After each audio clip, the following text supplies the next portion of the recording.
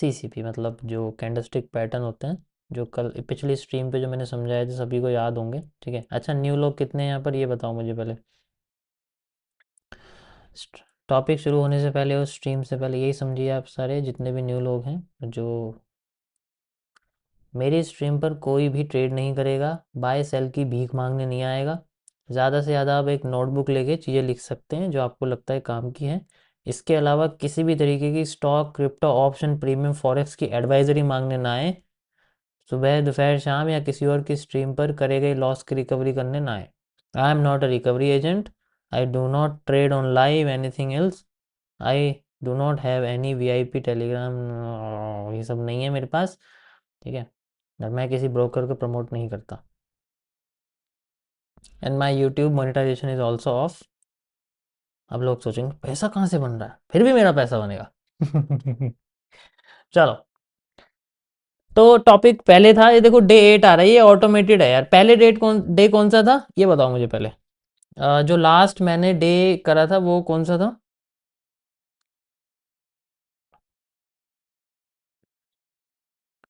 Day 4। Yes. हाँ तो day 5 समझ लो आप फिर। ठीक है, अगर डे 4 और डे 5 समझ लो, बट वो ये डे 8, 9, 10 इसके हिसाब से अगर कंसिडर करो ज़्यादा अच्छा रहेगा।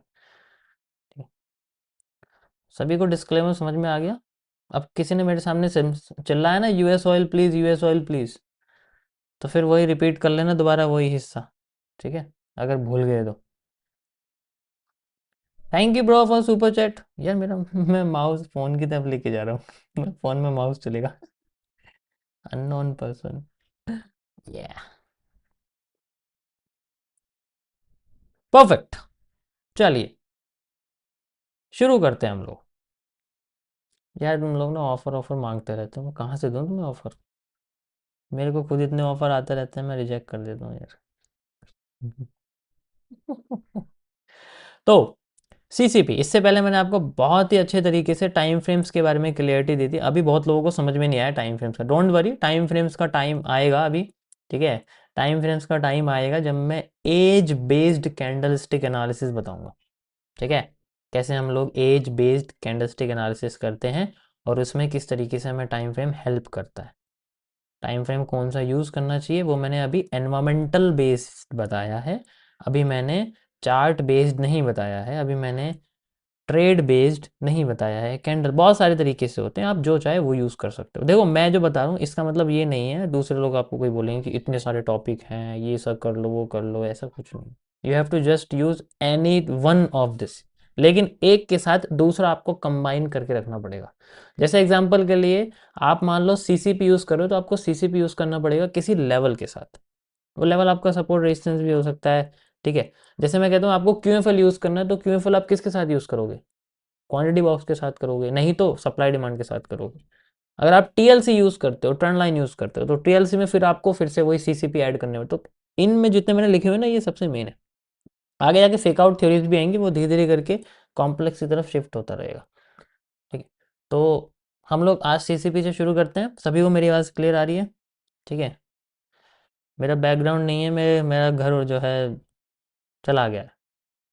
ठीक है, मैं स्पेस से कर रहा हूँ, स्पेस शटल से स्ट्रीम कर रहा हूँ सीधे सेटेलाइट पे बैठ के, तो बैकग्राउंड में सिर्फ गैलेक्सी दिख रही है आपको। ठीक है।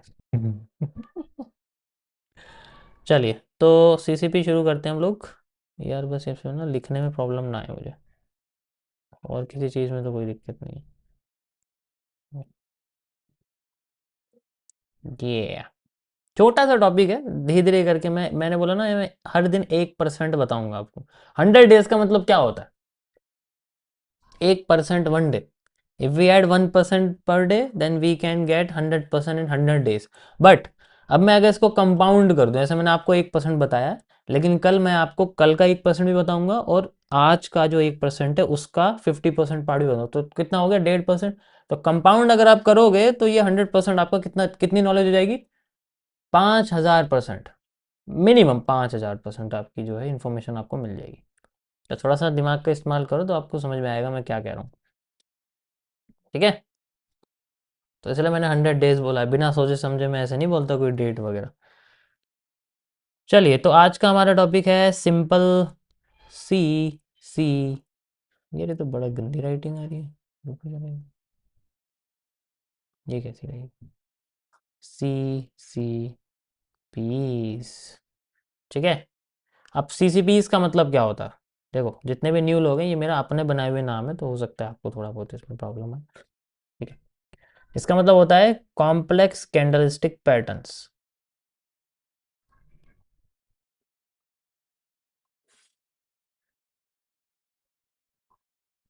देखो, ये लैंग्वेज है, इसलिए ये तो आपको समझनी पड़ेगी, इसके बिना नहीं आएगा आपको कुछ भी समझ में। Got it? This is A.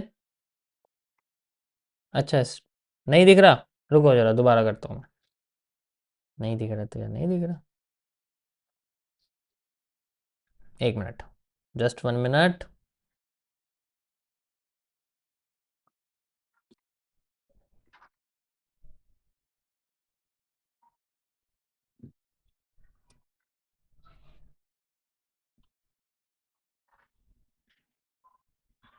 Just 1 minute guys. हो जाती है यार उस तक, आपको पता है ना मेरा कितना सस्ता सा सिस्टम है ये। Okay.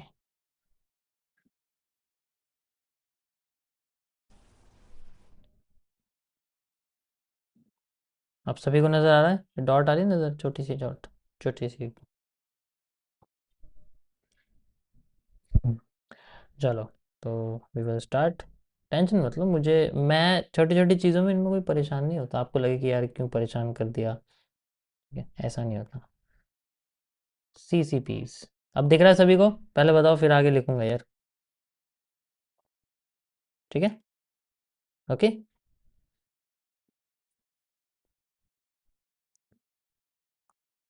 Perfect. So we are going to learn about C C piece, complex candlestick patterns. Got it?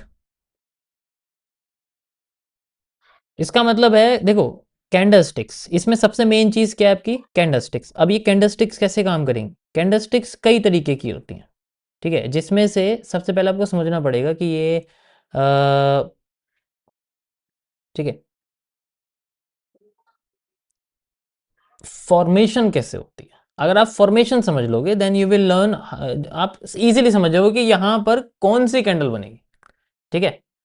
अगर आपको ये समझ में आ गया ना कि कैंडल कैसे बनती है, तो आप ये समझ जाओ कि यहाँ कैंडल कौन सी बनेगी, तो उसकी रूट हमें पढ़नी है।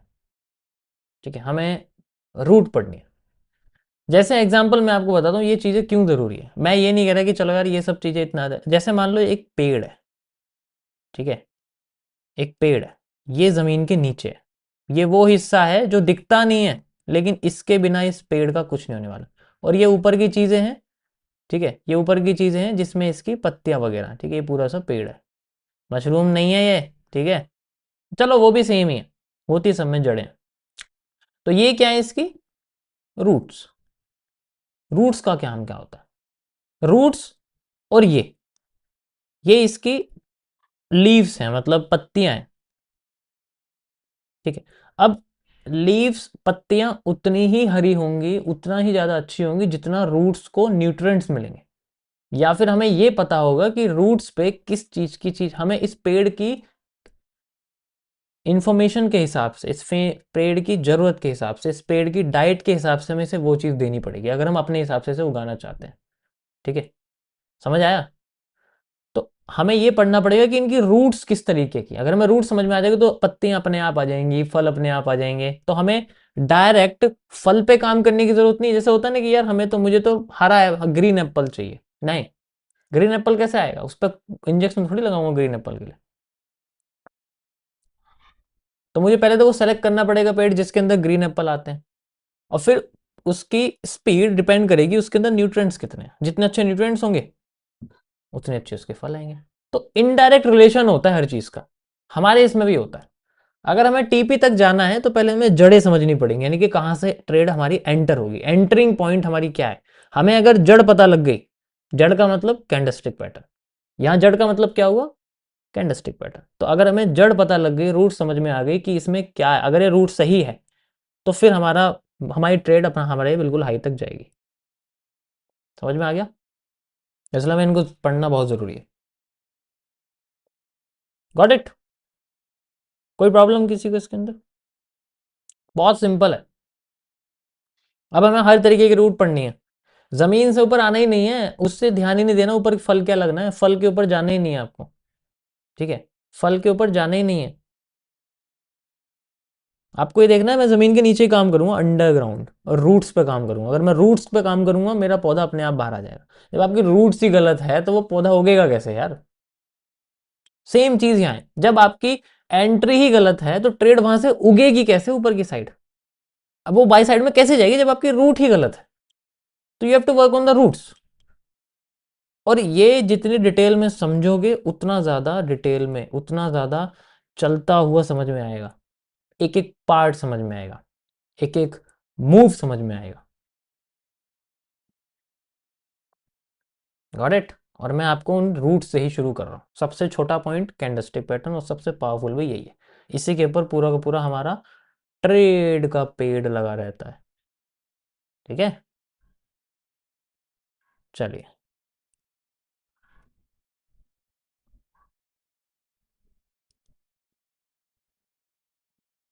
यार बहुत स्लो चल रहा है पता है। लो जी, गायब ही हो गया हमारा। रुको, आ गया आ गया। थोड़ा सा ना वो चल रहा है यहाँ पर, इंटरनेट स्लो है इस वजह से। यही प्रॉब्लम है गाइस, सही बता रहा हूँ मैं।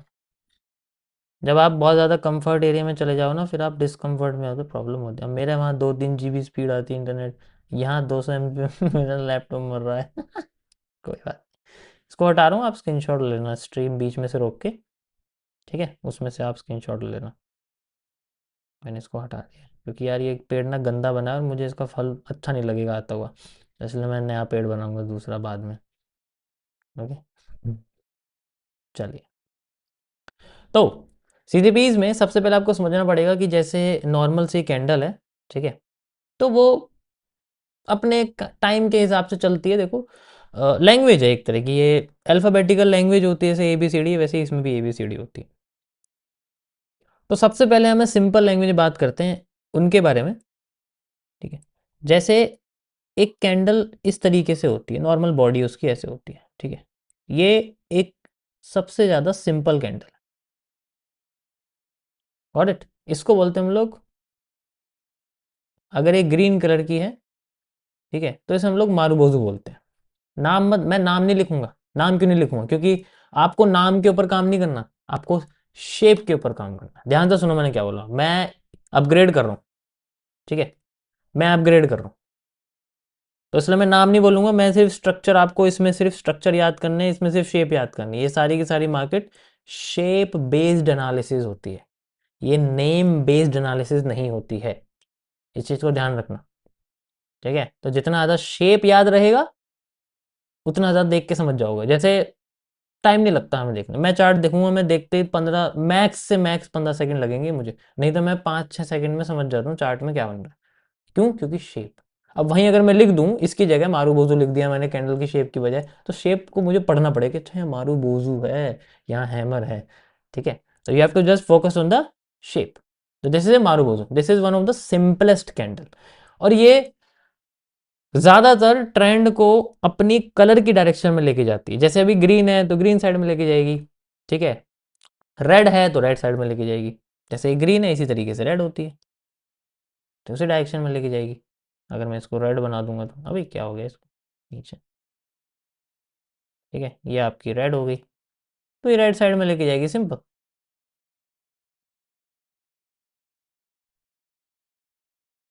सेम।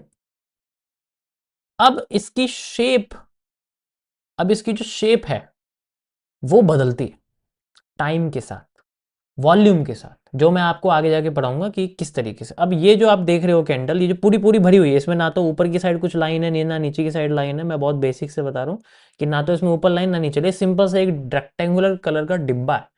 ठीक है, रेक्टेंगुलर डिब्बा है, और इस डिब्बे को हम लोग बोलते हैं, इसके अंदर जो ये बना हुआ है पूरा का पूरा हिस्सा जो है ये, ठीक है, इस हिस्से को हम लोग बोलते हैं होल्डिंग वॉल्यूम। ठीक है, होल्डिंग वॉल्यूम। अब ये होल्डिंग वॉल्यूम क्या होता है? होल्डिंग वॉल्यूम होता है जितना ज्यादा भरा हुआ है, बस सिंपल। ठीक है, जितना ज्यादा भरा हुआ है वो होल्डिंग वॉल्यूम है। अब इसमें होल्डिंग वॉल्यूम को अगर मुझे गिराना है, ठीक है, लेट्स से मैं ग्रीन कैंडल का होल्डिंग वॉल्यूम कम करना चाहता हूं, तो इसके दो तरीके हैं। सबसे पहला तरीका है या तो मैं इसे ऊपर से कम कर दूं, या तो मैं इसे नीचे से कम कर दूं। तीसरा तरीका क्या मैं इसे दोनों ऊपर और नीचे दोनों से कम कर दूं। अगर मैं ये तीन तरीके अप्लाई करता हूं then we I can find a simple 3 candle inside from it. मैं इसमें से 3 कैंडल निकाल सकता हूं। ध्यान से समझो, मैं बहुत नए तरीके से बता रहा हूं इसको। तो अगर मैं इसको पहले ऊपर से प्रेशर देता हूं, जब हम ऊपर से प्रेशर देंगे तो इसकी बॉडी, इसका जो होल्डिंग वॉल्यूम है वो कम हो जाएगा, और जब देते हैं प्रेशर तो ऊपर एक लाइन छूट जाती है और एक इस तरीके से कैंडल की बॉडी नजर आती है। और डिपेंड करता है, आप इसमें प्रेशर मान लो आधा आता है, पूरा ये हम नहीं कर सकते, ये तो मैं आपको बता रहा हूं ऊपर से कि अगर प्रेशर देते हैं तो कैसे निकल के आती है। जब आप कैंडल को बनते हुए देखोगे ना लाइव में, जब आपको समझ में आएगा। इसको बोलते हैं हम लोग inverted hammer. Hammer, inverted hammer. ठीक है, ये इन्वर्टेड है तो इन्वर्टेड हैमर हम इसको कहते हैं। ऐसे हैमर रखा हुआ है, ठीक है, जमीन पे रखा हुआ, कह सकते हैं। और इसमें क्या होता है, इसका मतलब है कि इसमें जो होल्डिंग वॉल्यूम कम हुआ है वो ऊपर से कम हुआ है। तो जब ऊपर से कम होता है तो हम इसको बोलते हैं प्रेशर। ऊपर से प्रेशर आया, और ये कौन सा प्रेशर है? This is known as the bearish pressure. Bearish pressure, simple. लेकिन अभी भी इसके अंदर होल्डिंग वॉल्यूम है। अब ये अकेले काम नहीं करेगा। अकेले काम सिर्फ ये कैंडल कर सकती थी जो आपको ही दिख रहा है, बड़ी वाली। बड़ी कैंडल ही अकेले काम करती हैं जिनमें विक नहीं होती, जिनमें ऊपर और नीचे लाइन नहीं होती है, ये अकेले काम करती है। अब ये जब कैंडल के अंदर से वॉल्यूम निकाल दिया तो इट नीड्स ए सपोर्ट। अब हो सकता है इसके साथ ऊपर वाली कैंडल कंबाइन होंगी, तब जाके ये कैंडल काम करेगी। समझ आ रहा है ना मैं क्या करूं? क्योंकि इसमें इसके अंदर तो बेयर स्पेशल लगा ऊपर से, उसकी बॉडी खत्म हो गई। अब इसे और वॉल्यूम चाहिए ताकि ये अपने आप को रिकॉग्नाइज कर सके। अब ऊपर की दोनों में से कोई भी एक कैंडल अगर इसके साथ कंबाइन होगी तो फिर ये बनाती है दो कैंडलस्टिक पैटर्न का कॉम्बिनेशन, जैसे हम लोग 2CP मॉड्यूल कहते हैं, और वही यूज होता है मेनली मार्केट्स में। अब मैंने जैसे इसमें बेरिश प्रेशर डाला, ये बन गया। अब मैं इसमें डालता हूं बुलिश प्रेशर, यानी कि नीचे से ऐसे करके ऐसे प्रेशर डालता हूं। तब क्या होगा? तब इसका ऊपर का वॉल्यूम रहेगा लेकिन नीचे का खत्म होकर एक विक आ जाएगी। That is how a candle become a hammer. This is called a hammer. इसे हम लोग हैमर बोलते हैं। ठीक है, चलो मैं इसको सिंपल लैंग्वेज में लिख देता हूं, ज़्यादा अच्छा रहेगा, क्योंकि समझ में नहीं आ रही होगी ना यार, ये इंटरनेट की वजह से थोड़ा हो रहा होगा। सिंपल।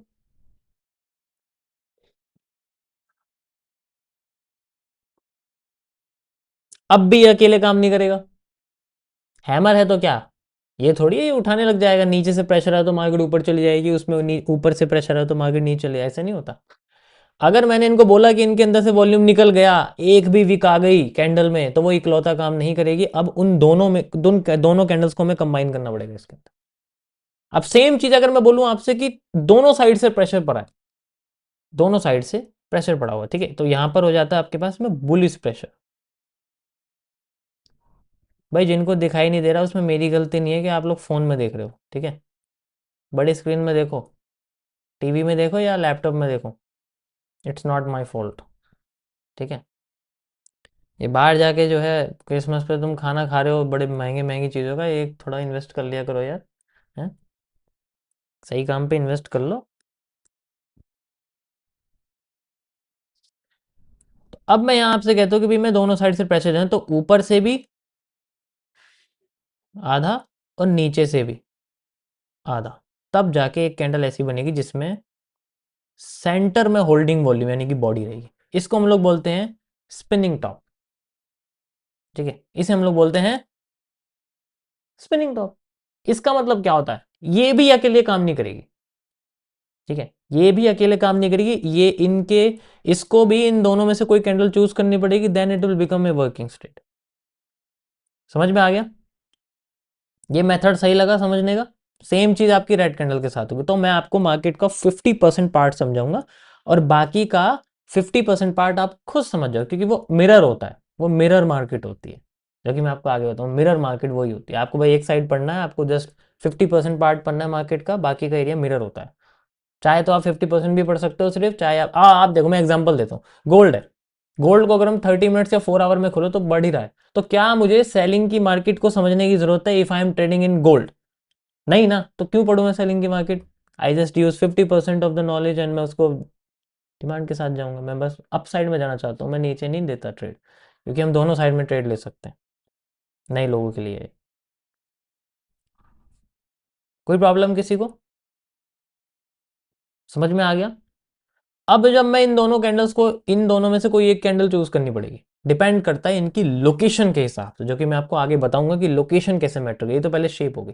देखो यही है जो है, बस बस इसके अलावा और कुछ देखने की जरूरत नहीं है। ये 5 कैंडल सबसे खतरनाक है, ठीक है? बाकी इनके कलर चेंज होते रहेंगे। शेप, ये मैंने क्या बोला, शेप एनालिसिस होना चाहिए आपका। अब ग्रीन कैंडल हमारी नीचे खुलती है और ऊपर बंद हो जाती है, रेड कैंडल हमारी ऊपर खुलती है और नीचे बंद हो जाती है। तो इसमें इसमें कैंडल यहां से ओपन होगी और यहां क्लोज हो जाएगी, इसमें कैंडल यहां से ओपन होगी और यहां क्लोज हो जाएगी। तो उस हिसाब से आप इसमें बिल्कुल सेम रहेगा, सब कुछ बिल्कुल सेम रहेगा। बस ऊपर की 2 कैंडल, अब मैं कहता हूं मैं इन दोनों कैंडल को कंबाइन कर रहा हूं, इन्वर्टेड हैमर को और इस मारूबोजू को। तो कैसे कैंडल बनेगी? ग्रीन कैंडल बनी, यहां क्लोज हो गई, यहां क्लोज होगी तो नेक्स्ट कैंडल ओपन होगी यहां पर, फिर ये कैंडल बनी। ये क्या बन गया? एक बुलिश एंगल, पॉजिटिव एनगल्फिंग। हम इसे पॉजिटिव एनगल्फिंग कहते हैं, यानी कि एनगल्फ, जब आपकी पिछली कैंडल के हाई को अगली कैंडल क्रॉस करके बॉडी क्लोज कर देती है, that is called as the engulfing. ठीक है, इसका नाम चेंज कर, वैसे एनगल्फिंग बोलो ज्यादा सिंपल है, जस्ट से एनगल्फिंग। ये एक एनगल्फिंग है। अब ये किस कैंडल से हुआ है उससे कोई फर्क नहीं पड़ता, बुलिश है पॉजिटिव है उससे कोई फर्क नहीं पड़ता, इट जस्ट एनगल्फिंग। सेम चीज आपकी हैमर के साथ। अगर मैं हैमर के साथ आपका रेड कैंडल ऐड कर दूं, मान लो ये हैमर है, हैमर कहाँ ओपन हुआ? नीचे, क्लोज कहाँ हुआ? ऊपर। तो अगली कैंडल यहां ओपन होगी और ये आगे नीचे, नीचे हो गई एनगल्फ। तो this is A bearish engulfing, क्योंकि नीचे एनगल्फ हुई है। जब नीचे एनगल्फ हुई है तो इसका मतलब मार्केट नीचे जाना चाहती है, simple. This is A negative candle, this is A positive candle. बस आपको इनके साथ कलाकारियां करनी है थोड़ी सी, तभी आपको मजा आएगा इसमें करने में। सिंपल से सेटअप सही, ठीक है? बाद में हम देखेंगे कि इनको कहाँ देखना है, अभी हर जगह नहीं देख सकते ना इनको, इनके भी देखने की जगह होती है। समझ में आया? सिंपल है पहले से बहुत। सेम चीज स्पिनिंग टॉप के साथ है, आप ऊपर नीचे इनमें कोई भी कैंडल लगा दो, ये उस डायरेक्शन में भागना शुरू करेगी। जितना सिंपल रखोगे उतना सिंपल मजा आएगा। अब इसमें कॉम्प्लेक्स कर दोगे, ये कैंडल कैसे, ये कैंडल, अरे भाई ये सिंपल चीज रखो ना, एनगल्फ हो गई तो ठीक है, एनगल्फिंग नहीं हुई नीचे है। अब इसमें क्यों हो रहा है, क्या हो रहा है, ऐसा क्यों है, ये सब सवाल मत पूछो। जितना ज्यादा डीप में देखोगे उतना ज्यादा दिमाग ही खराब होगा, जितना कम समझोगे उतना ज्यादा समझ में आएगा। ठीक है, अप्लाई ज्यादा करो, समझो कम। कोई प्रॉब्लम किसी को इसके अंदर? मजा आया? सेम चीज आपकी रेड कैंडल के साथ होती है, जिन्हें आप इजीली ऐसे ही समझ सकते हो, उन्हें मुझे समझाने की कोई जरूरत नहीं। So this is called 1 CP and this is called 2 CP। 2 CP तक ही सबसे बेस्ट है, 3 कैंडल का कॉम्बिनेशन मत यूज करना, कंफ्यूज हो जाओगे और बेकार भी है। समझ में आ गया?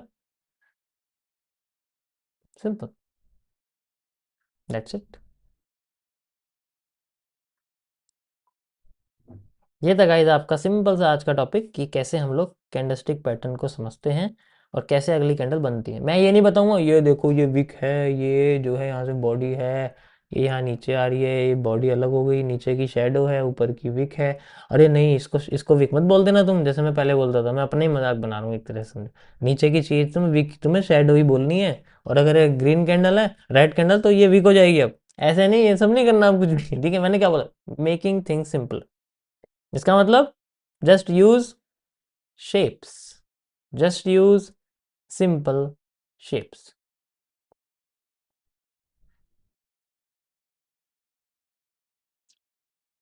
If you do this, you will get amazing results, amazing result जब आप मार्केट को देखोगे। ठीक है।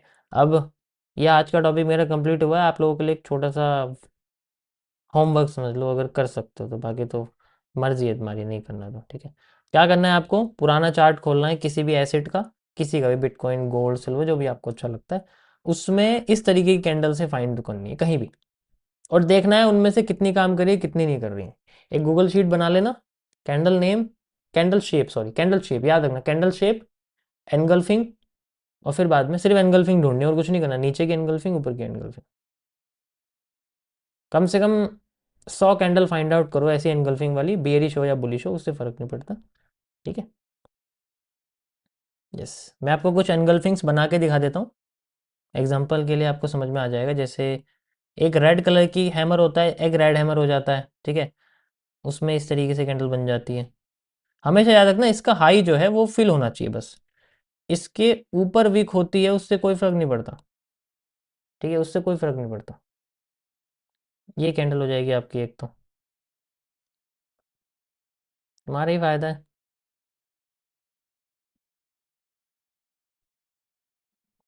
उसके बाद ऐसे ही है, ठीक है, ये बन गई, फिर ऐसे ही है, ये बन गई, यहाँ से सॉरी इस जगह से, ठीक है, फिर ऐसे हो गई आपकी, सॉरी यहाँ से, ठीक है। तो ऐसे कर सकते हो, उसमें कोई दिक्कत नहीं है। ये तो मैंने बना के दिखा दिया तुम्हें शायद, है ना। हाँ,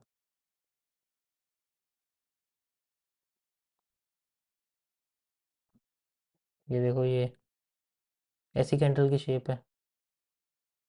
मैंने क्या बोला, नाम वाम याद रखने की कोई ज़रूरत नहीं है यार, कुछ कोई ज़रूरत नहीं नाम वाम याद रखने की आप लोगों को, nothing, no need, just remember the shape and make money. ठीक है। ऐसी कुछ कैंडल की शेप देख लेना अपनी साइड से भी, मैंने बस कुछ बेसिक्स बना दिए, वहाँ से आपको समझ में आ जाएगा। लगभग सारी चीज़ सेम ही होती है। Okay.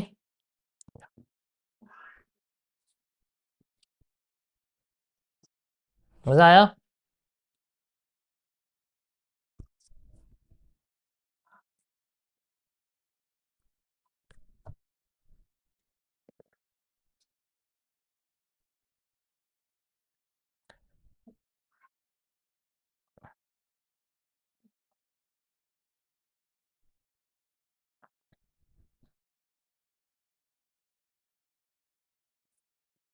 Thank you so much guys for joining the stream. I hope आप लोगों को आज का टॉपिक समझ में आया होगा। मैंने पूरी कोशिश करी है आपको कैंडल्स को एक अलग वे में समझाने की। देखो इसमें मेरा टाइम जाता है, मैं पहले बता दूं, ये सब चीज़ें मेरे पास 3 तरीके और हैं सीसीपीस को समझाने के। पहला तरीका मैं ऑलरेडी पिछले साल की एमएमसी में समझा चुका हूँ, इस साल के एमएमसी में मैंने नए तरीके से समझाया, हर चीज़ मैं नए तरीके से बताऊंगा, और मेरी इसमें रिसर्च लगती है, टाइम लगता है, एफर्ट लगता है, बट मैं वही है कि मेरा जो लगता है मैं सामने आपको बता देता हूँ, इससे मेरा ही फ़ायदा है। ठीक है। मेरा क्या फ़ायदा, मेरे खुद के चार्ट पे अच्छा रिजल्ट आएगा जब मैं आपको समझाऊंगा अच्छे से। ठीक है, तो इसमें मेरा कुछ है नहीं ऐसा, आप लाइव स्ट्रीम पे इजीली देख सकते हो, इट्स टोटली फ्री। ठीक है, कॉपीड जगह पे मत देखो, यहाँ आराम से लाइव स्ट्रीम पे देखो, नो ऐड नथिंग। ठीक है।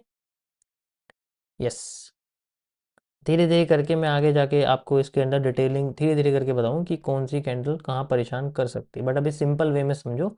देखो, इग्नोर अगर इसमें से कुछ भी ऐसा नहीं आता, अगर आप ज़बरदस्ती, मैंने क्या बोला, अगर आपने सोचा यार ये इसकी जैसी दिख रही है, जैसी नहीं ऐसी होनी चाहिए, ऐसी जैसी नहीं होनी चाहिए। ठीक है।